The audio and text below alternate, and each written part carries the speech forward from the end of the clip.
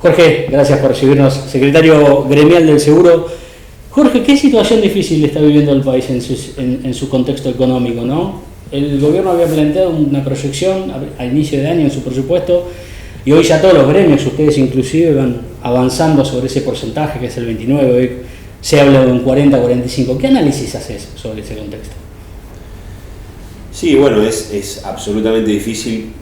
Primero, digamos, para ponerlo en contexto, este gobierno recibió un país en el subsuelo. Recuerdo la primera reunión que tuvimos en Casa de Gobierno apenas asumió el presidente Fernández y el panorama que se pintaba era exactamente ese. Muy difícil salir de esa situación y sobre todo, digamos, a partir de ello con mucho esfuerzo, teniendo en cuenta que había muchas personas que estaban por debajo de la línea de la pobreza. Sobre eso claramente vino la pandemia y efectivamente dejó y está dejando consecuencias en el ámbito social y laboral que está costando llevarla adelante. Aún, digamos, con uno de los estados más presentes, porque como lo reconoció la UNI, fue uno de los estados que más aportó para mantener la situación social, que más aportó económicamente, y la situación laboral. Esto en los trabajadores formales, que han ido decayendo porque también creció el desempleo, también nos genera, digamos, un montón de situaciones que tenemos que ir corrigiendo. Una de ellas es el salario, la pérdida de poder adquisitivo en los últimos 5 años de los empleados privados es en promedio de alrededor del 25%. Y claramente, digamos, no tener un índice definitivo sobre la inflación hace que esa previsibilidad a la hora de discutir paritarias en la mesa de negociaciones no exista, digamos, ya casi, digamos, importa que la inflación sea alta, sí, claro que importa, pero no tener un número definido hace que las paritarias no puedan cerrarse por largo tiempo. De este modo, nuestro gremio viene cerrando desde hace 2 años en una estrategia que venimos llevando adelante, a lo que nosotros llamamos paritaria permanente, cerrando por periodos cortos, 3 meses, 4, 6, y tratando de ir llevando, empardando la inflación. En este año tenemos definido llegar a fin de año, no solo empardando la inflación, sino lo que dijo el presidente, superar por 2 puntos más o 3 lo que es esa inflación. Nosotros cerramos los primeros 9 meses el 32% hasta septiembre y nos queda el último trimestre para corregir. La situación que se plantea es que va a estar, por supuesto, claramente por sobre el 29 planteado en enero, pero tampoco queda en claro cuánto va a ser al final del año. Y la necesidad que tenemos los empleados, no solo de defender la fuente de trabajo, sino también el poder adquisitivo del salario, ¿no?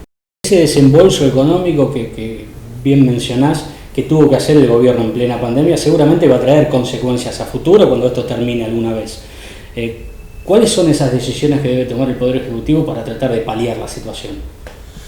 Sí, nosotros, tuvimos varias reuniones con el gabinete económico y claramente lo que hace el gobierno es emisión de moneda porque no está mal, porque es lo que se necesita para estos momentos de zozobra a través del IFE, a través de los ATP, a través de las ayudas sociales a los sectores más vulnerables. Lo primero que hay que hacer es corregir todas las variables macroeconómicas, entre una de ellas y la más importante es acordar el pago de la deuda externa que dejó el gobierno anterior y que se está haciendo con mucha seriedad y aparte con mucha expectativa por parte de los mercados. Y luego, digamos, sí un acuerdo, digamos, donde la expectativa de inflación vaya decreciendo, y para eso sí me parece un acuerdo necesario para que los generadores y los formadores de precio dejen de ganar a costa de las situaciones extremas. Muchas veces se dice que habría que liberar todo, que no tiene que haber tanta presión del Estado porque el mercado manda con la ley de oferta y la demanda. Es decir, cuando hay mayor demanda el precio se mantiene más barato. Hay un medicamento que se llama la ivermectina, tuvo una mayor demanda y pasó a valer de 300 pesos a valer 1000.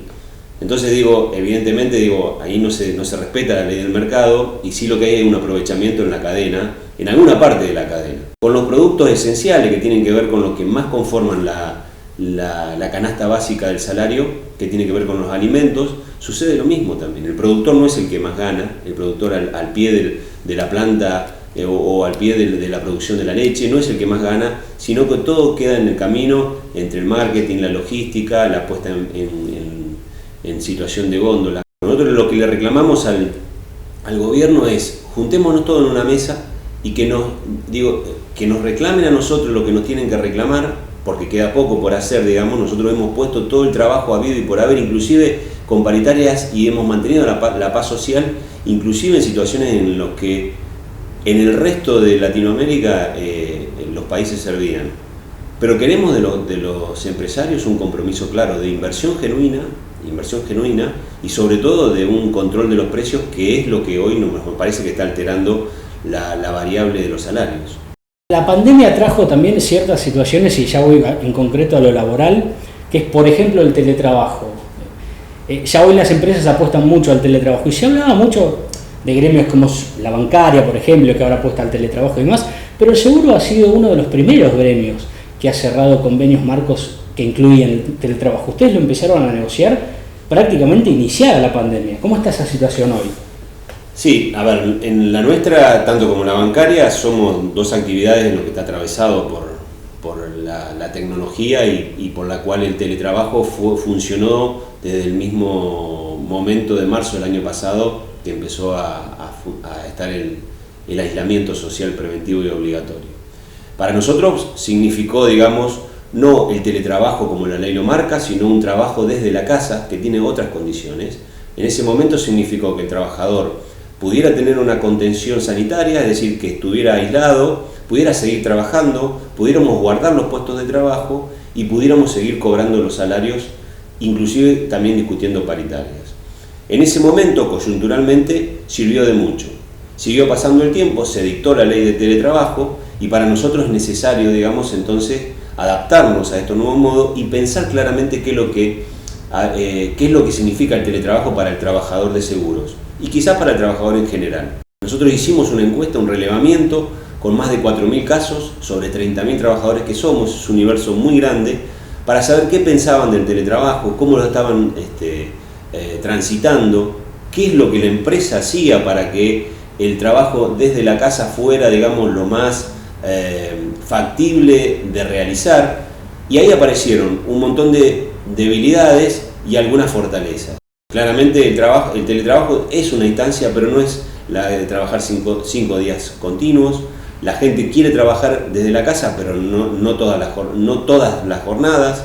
Necesita el acercamiento para con sus pares, con sus compañeros, con sus superiores jerárquicos también. Y también tiene que ver con una cuestión de costos, compensación de conectividad, de luz, de gas, de lugar de trabajo.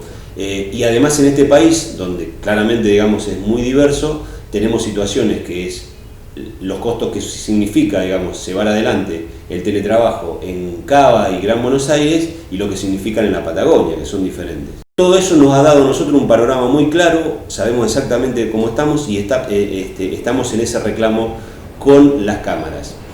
Fuimos citados esta semana, tuvimos la primera reunión a la primera mesa de teletrabajo dentro del Ministerio de Trabajo, en conjunto con las cámaras, y allí expusimos 3 o 4 cosas que necesitamos antes de incorporar el teletrabajo al convenio colectivo. Y en eso tiene que ver con la transición. El primer reclamo es el reclamo de gastos, por la compensación de gastos por todo lo que significa la conectividad y la situación de estar en la casa.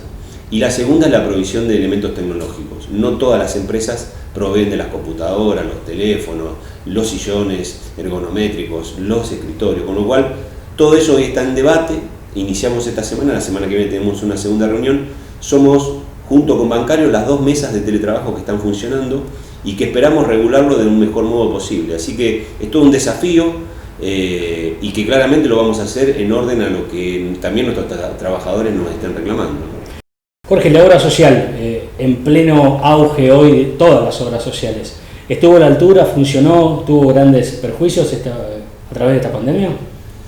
Bueno, por suerte, digamos, también significó un esfuerzo muy grande por parte de todo el sistema sanitario de la nación. Nosotros estuvimos a disposición del Ministerio y del Gobierno desde el minuto uno, no solo con la estructura de nuestra obra social, sino también con la estructura gremial. Hemos puesto a disposición nuestros hoteles para llevar adelante los aislamientos en los primeros momentos de la pandemia. Y también, digamos, la obra social pudo y brindó un servicio de excelencia a la hora de atender a los más de 100.000 afiliados que hoy tiene nuestra obra social de seguro. Lo hizo generando y adaptándose también a las nuevas situaciones, con apertura de líneas telefónicas, con apertura de líneas de atención web, con el WhatsApp, con atención presencial, también en cada uno de los lugares del interior del país donde lo necesitábamos.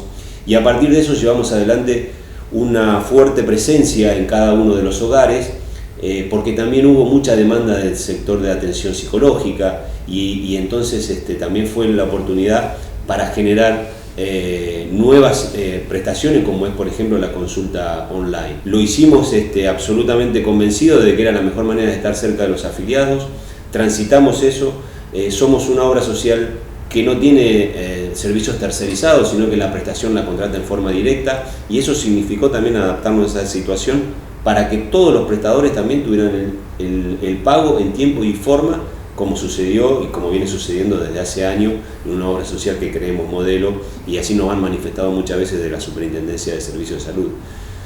Y también estar muy cerca de nuestros jubilados, que fue la primer población que estuvo absolutamente angustiada por esto, porque fueron los primeros que tuvimos que cuidar, y luego, digamos, todos aquellos que tenían enfermedades preexistentes, y luego toda la población general. Cumplimos con el plan de vacunación antigripal como veníamos haciéndolo, y ahora, por suerte, algo que no depende de nosotros, pero sí que estamos alentando, es que todos los afiliados se vacunen contra el COVID para poder ver este horizonte que estamos viendo, que parece que en 2 o 3 meses tengamos una gran cantidad de ciudadanos vacunados y podamos empezar a tener una vida cada vez más normal. ¿Es de las elecciones de la CGT menos picantes hasta el momento que tuviste que atravesar o no? ¿O se puso álgida el debate electoral?